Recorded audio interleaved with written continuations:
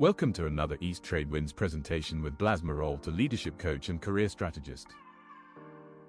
Burnout. So I've been burnt out 2.5 times since the past 7 years.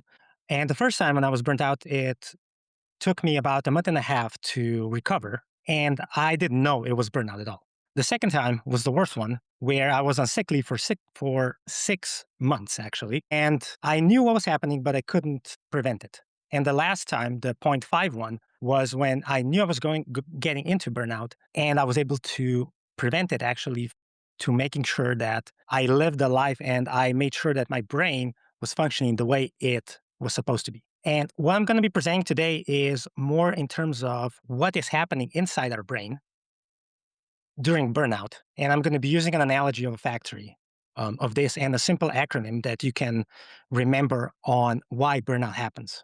The last thing that I'm going to say here is that this is also intended so that either for you to understand it or to explain to others who, in a simple way, what burnout is, so that we don't have to have those complex definitions. And the easiest definition of a burnout is pretty much that it's the disruption of normal brain functions, especially the creation of new neurons. So as a result, nurturing existing or establishing new connections within our brain slows or completely shuts down.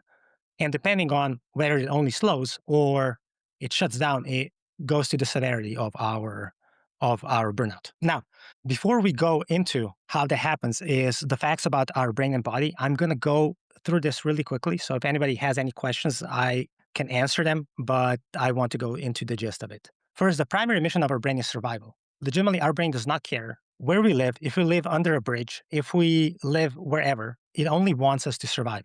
So this is where, if you know the Maslow's hierarchy of needs comes in. The better you're off, the more you want, or the worse you are off, the less you want. The second one is our subconscious is in charge. Our consciousness is a byproduct of our evolution, and our subconscious is pretty much making the majority of the decisions. So whoever thinks that they're in charge mentally and like consciously, it's not the case, unfortunately. I wish that were true, but it's not. And then our bodies are still in the Stone Age. So our evolution hasn't caught up to where we are yet.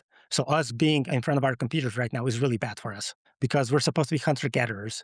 We're supposed to be walking and doing all of the things, not thinking, stressing out about whether we're going to survive tomorrow or we're going to have our jobs tomorrow because of the economy and all of that stuff. And then lastly is trauma. So specifically childhood trauma and not neurodivergent people have a high risk of burnouts. I come into both of the categories. So I know that I can have burnout way faster than the majority of people. So also be aware of this if you're asking and talking with people that may have had multiple burnouts and you hadn't had any, because we live our lives differently and we have come up from different experiences and different environments. So that's also a really interesting thing. All right, now let's go to the gist of it. So the way we can look at our brain and the way we produce our neurons in this case is through a lens of a factory. So I've been a plant production director, so this is a little bit more common to me. But if we look at the 6 elemental P's here, these are our inputs that go into our brain. And these are the inputs that, if we look at the factory, we actually have 2 general inputs, the orders and the raw materials. And when the orders and raw materials are present, we come into the factory, have our process, quality assurance, people that then check out a happy neuron, hopefully, or any product that you have, which then goes into our brain where it needs to be. Now, this process, as you all know, doesn't happen from today till tomorrow. It usually lasts a long, long time. So in my factory, this process from orders till the final product was actually 4 months. And what is happening inside our brain is the hippocampus, is where our neurons are made. And neurogenesis is the creation of new neurons. And based on if we're living a good life, a healthy life, we're going to be producing more neurons. And now let's go into the 6 elemental P's. So the first one for us that's important is love or relationships. So in general, we have 3 different types: positive ones, negative ones, or no relationships at all. Positive ones, I don't need to explain. We need them. Negative ones actually affect us physically as well. And they negatively affect us in terms of neurogenesis, neuroplasticity, and everything else. And it's better to actually have no relationships than negative ones as well. So since we're business owners, we all know that we have had, or we know of a friend that had a client that begged them just beg them to take them on as a client. And usually that meant, hey, I'm going to give you a reduced cost. And as soon as you got that client, right, what happened was that client was the biggest a-hole in your whole portfolio. They were pushing you on pennies on the deliverables, and you were just sucking at life. You hated it, and you wanted just to cut off that client. So these are the bad relationships here. The second one is movement. As I said, we evolved as hunter-gatherers. We still need movement. We need to move as much or as often as we can. Go in nature, do things. The only thing that we don't want to do is to sit in front of the computers for 8 to 10 hours a day, like I am on a daily basis. And I'm pretty sure quite a lot of you as well. So that is what's really bad for us. And movement is completely okay if you only do 10, 15, 20 minutes just walking. And if you can break a sweat, that's even better. The next one, which is really important specifically to neuroplasticity, is novelty. We need to have new ideas, new information. We need to read or learn new languages. So specifically here, if we're looking at our brain, if we learn a new language, that is the best novelty that we can have because it switches things in our brain that actually produce more neurons due to it. The next one is nature. We're hunter-gatherers. And if you've ever thought to yourself why you feel so calm when you see green, if a stream is running somewhere or when the birds are singing, that's why, because all of those three means that we're somewhere safe. And if you live in a city or in an apartment where there's no greenery and stuff, like the best thing to do is to surround yourself with plants within your buildings. They can be artificial. It doesn't really matter. Our brain doesn't understand that they're artificial, straight up. Like, so for me, if I look on the left side, I have a window and I have the forest there. If I leave and go on my right side, I have a stream with the forest again. So I am 5 feet away from going into the nature. So for me, that is good. You also need to have that. Then the next one is omega-3 and a healthy diet.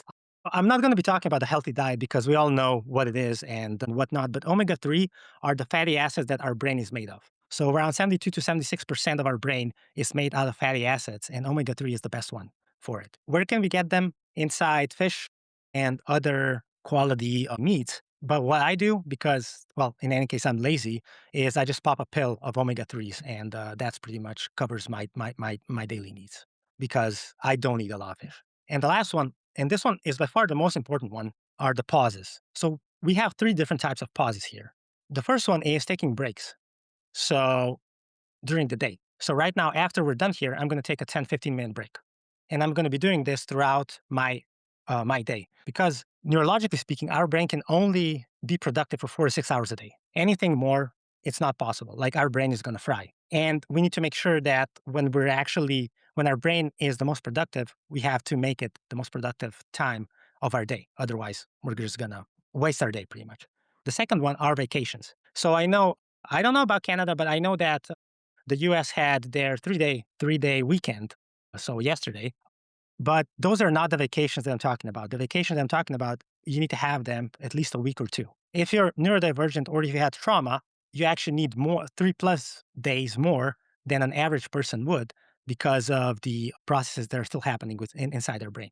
So as business owners, I know it's hard because if we're business owners, we can't take 2 weeks off just to be on vacation and all of that stuff. But we need to try to do as much as we can. And the last one is the most important one is we need to sleep for 7 to 9 hours. If we don't, our brain is not going to function properly. And also we cannot do so that we sleep from Monday to Friday only like 4 or 5 hours. And then on weekends, we catch up on our sleep. Our brain doesn't work like that because of the byproducts. So amyloid betas are actually, our brain produces them daily. And when we're sleeping, it needs to flush them out. And also neurogenesis happens during our sleep time. So these are the 6 that you have to have. And if you don't have them, are going to be in the negative. If you have them, they're going to be in the positive. But the 2 M's down here are the ones that are nice to have. If you're listening to a lot of music, that is also pure dopamine for our brain.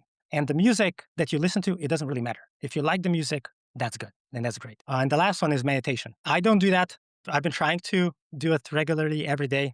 I'm currently only doing it once a week. But what meditation does for us, it pretty much focuses us on ourselves. And if you know Daniel Kahneman's book, Thinking Fast and Slow, System 1 and System 2, well, we actually have System 3, which is the default mode network. And when we're in meditation, we actually go inside that mode more often.